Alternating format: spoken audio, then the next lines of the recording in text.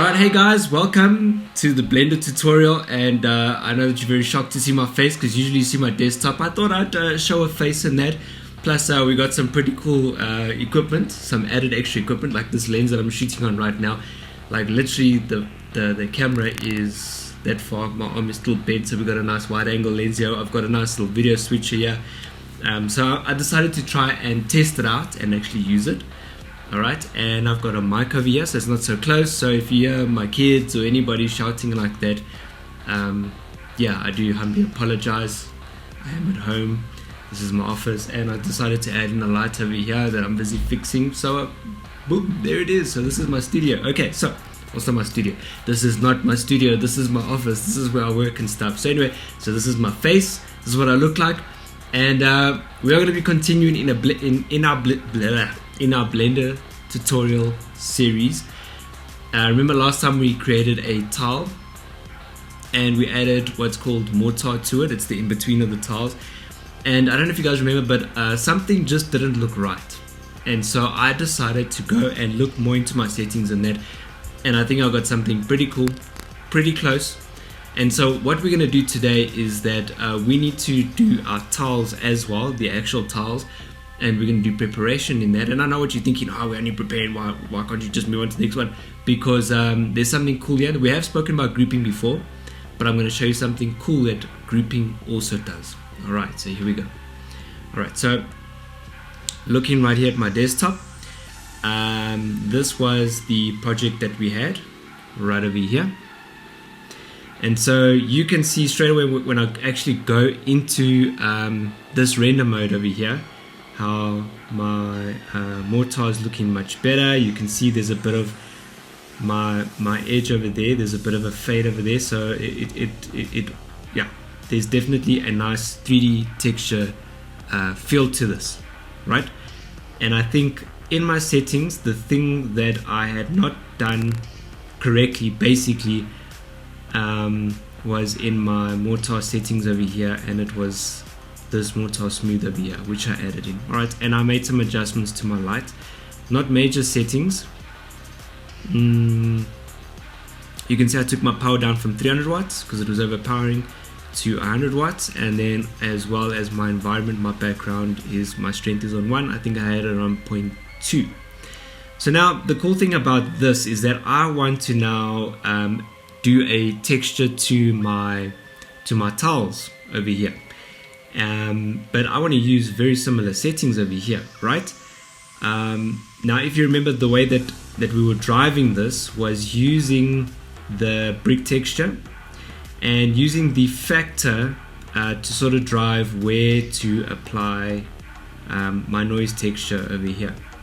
Now if I add in my factor, because that's what we're using to drive where to apply it, black is where we are, is basically where we are yeah, okay, sure, how do I do this easy? Let me just detach that. So I've got the black areas and the white areas, that's what my factor is. It's the brick texture in black and white in monochrome, and you will see that let me just fix my camera here, and you will see that the black areas are unaffected and the white areas are affected. Right, so I'm just going to plug the factor back into there. The factor is what is driving my,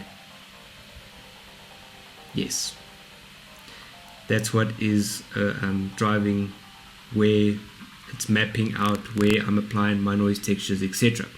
Right, so what I'm going to do is I'm going to take these guys right over, I believe it's up to here.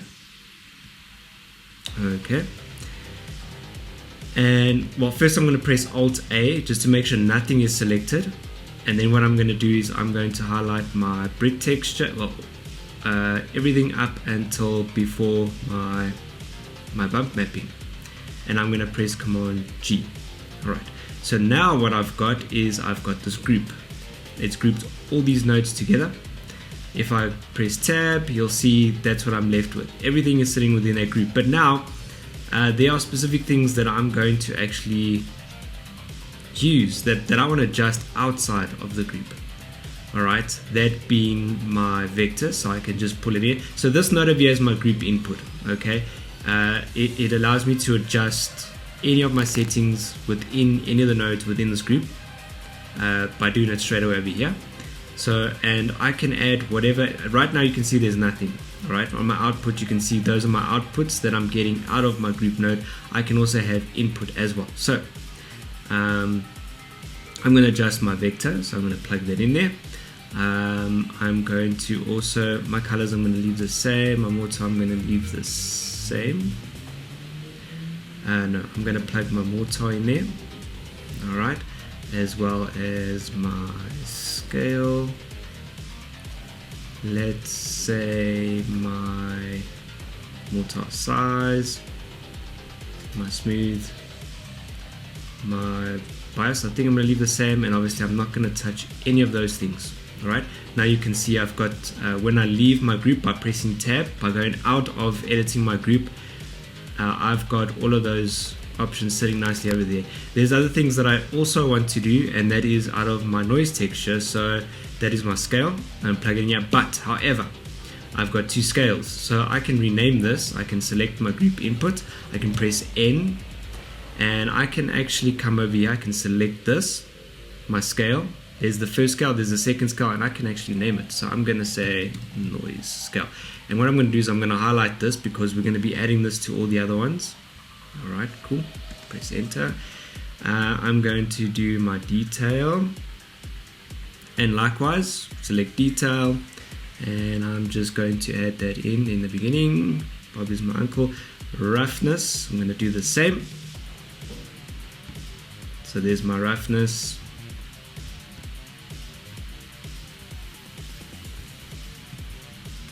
Boom.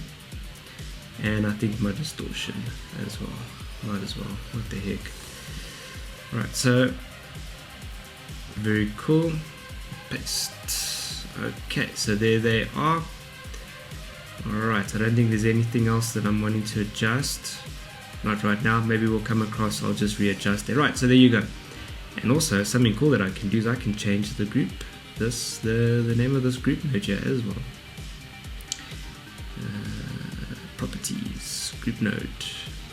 Right, what should we name it? Mortar. Texture. Awesome. Command S for save. Okay, now I want to apply this to my tiles. So what I can do is I can select this and Shift D. Command D. No. Select this. Unless it did it already. I don't think so. Right click duplicate. Okay, there you go. So I've duplicated now. But now what I need to do here is it's created a duplicate of this, which means that if I adjust anything in here, it's going to adjust over there. I want to make it its own. So do you want to guess what I'm going to do? I'm going to come over here in my properties. You see that? That means that this texture is applied to it's attached to two different nodes in here, if I can put it that way. So I'm going to click on the number. Now it's applied its own, and I'm going to name this tile texture. Get rid of that 001 so it can be like really unique. Alright, cool. So now that we've made that its own, so now what we need to do is enable for us to use this for the tile, because remember in our mortar, with the brick texture driving our mapping for our noise texture, in other words where the noise wants to be placed, we have black and white, white being 1 and black being 0, as in the white is affected, the black is not affected. We need to go into our tile texture, and what I have to do is I have to invert this, right? How do I do that? I can go into color, and well, using Shift A, then go to color and go to invert, and I'm going to place that invert right over here so that our factor coming out will be inverted, so that yeah, we're affecting the tile area. So I'm just going to change this into a factor, so factor into factor, and I'm going to make this white. Now you won't see anything over here yet. The other thing that I need to do, and the reason why I left this vector open, is because I'm going to shift A, choose texture coordinate, and I'm going to use I think it's generated into vector.